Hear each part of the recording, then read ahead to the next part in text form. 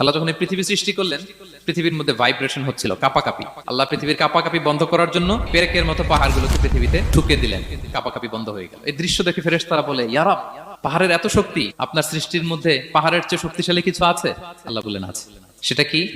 আল্লাহ বললেন সেটা লোহা, কারণ লোহা দিয়ে পাহাড় কাটা যায়, ঠিক কিনা?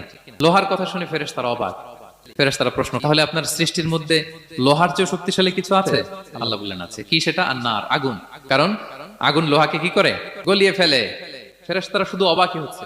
ফেরেশতারা বলে, আগুনের চেয়ে শক্তিশালী কিছু আছে? আল্লাহ বলে আছে, আলমা, পানি।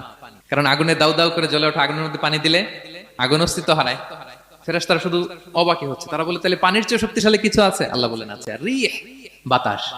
কারণ বাতাস পানিকে একদিক থেকে আরেক দিকে নিয়ে যায়। জলের মধ্যে বায়ুর উচ্ছ্বাস লাগলে জলোচ্ছ্বাস তৈরি হয়, ঠিক কিনা?